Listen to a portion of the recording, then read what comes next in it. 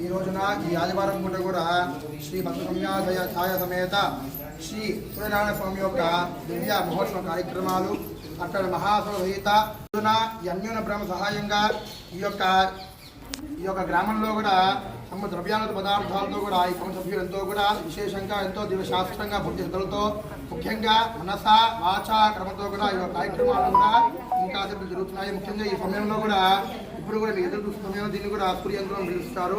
ఈ ఒక్క యంత్రంలో కూడా శ్రీ పద్మిని సంజ్ఞా ఛాయ ఉషా సమేత శ్రీ సూర్యనారాయణ స్వామి దేవ యొక్క దివ్యంత్ర ప్రతిష్టాపన కార్యక్రమంలో యంత్ర బింబస్య చేత విద్యార్థం కూడా ఈ కార్యక్రమం మహోత్సవాలు జరుగుతున్నాయండి. కాబట్టి 50 భక్తులు కూడా వచ్చి ఈ యొక్క యంత్ర కార్యక్రమాల్లో అలానే ఈ యొక్క అరుణకేతు హోమ కార్యక్రమాల్లో ఇంకో విశేషంగా ఇంకేంటయ్యా ఈ సమయంలో కూడా గణపతి హోమము, ముఖ్యంగా లక్ష్మీ గణపతి హోమము, ముఖ్యంగా నరసింహోడానికి కూడా ఏమో అభివృద్ధి కూడా రుద్ర హోమము, నవగ్రహ హోమాలు జరుగుతున్నాయి.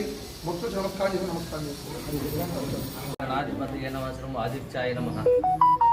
ముందుగా మనకి మాఘమాసంలో మనకు ఉండే తెలుగు నెలల్లో పవిత్రమైనటువంటి మాఘమాసంలో ముఖ్యంగా ఈ రోజున ఒక అదృష్టంగా భావన చేసుకుంటూ మాఘమాసం ఈ రోజు ప్రత్యేకత. అట్లాగే పౌర్ణమి రోజు వచ్చింది, మాఘ పౌర్ణమి. మరియు ఇవాళ ఆదివారం రావడంతో మాఘమాసము పౌర్ణమి ఆదివారం సంయుక్తంగా రావడం అనేది చాలా అరుదుగా జరిగేటువంటి సంఘటనలు. ఇటువంటి సందర్భాల్లో భక్తుల సహకారంతో అట్లాగే ఇక ఎండోమెంట్ దేవాదాయ శాఖ కార్యనిర్వహణాధికారి అంటే యూనిగారి సహాయంతో అట్లాగే కొత్తగా వచ్చినటువంటి ఆ కమిటీ ట్రస్ట్ బోర్డు యొక్క చైర్మన్ గారు మరియు ఇతర కమిటీ సహాయంతో అందరూ కూడా మహాభక్తులు అందరి సహకారంతో కూడా ఈ కార్యక్రమాన్ని మొట్టమొదటిసారి మాఘమాసంలో ఈ సందూరులో వేయించేసినట్టు శ్రీ గంగా పార్వతీ సన్నిధి లింగోద్భవ స్వామి యొక్క సన్నిధిలో మండపంలో ఏర్పాటు చేయడం జరిగింది. ఈ రోజు ఇక సంకల్పం మెయిన్గా ఏంటంటే భక్తులు అందరూ కూడా ప్రత్యక్షంగా పరోక్షంగా అందరూ కూడా సుఖశాంతులతో ముఖ్యంగా శారీరకంగా మానసికంగా ప్రశాంతంగా ఉండాలని అంటే ఆరోగ్యంగా ఉండాలనే సత్సంకల్పంతో అందరి సహకారంతో ఈ కార్యక్రమం ఏర్పాటు చేయడం జరిగింది.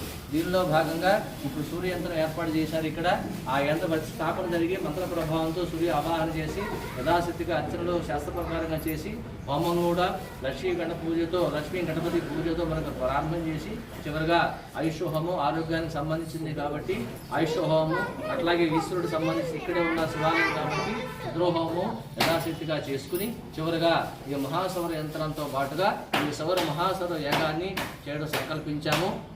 అందరూ చూసిన వాళ్ళు విన్నవారు ప్రత్యక్షంగా పరోక్షంగా పాల్గొన్న అందరూ కూడా ఆయురారోగ్యంతో ఉండాలనే సత్సంకల్పంతో ఈ ట్రస్ట్ బోర్డు కమిటీ వారు ఎండోమెంట్ డిపార్ట్మెంట్ సహాయంతో ఈ భక్తుల సహకారంలో కార్యక్రమం నడుస్తున్నది. అందరూ ఆరోగ్యంగా సత్సంకల్పం చేసుకుంటూ ఓ నమః శివాయ.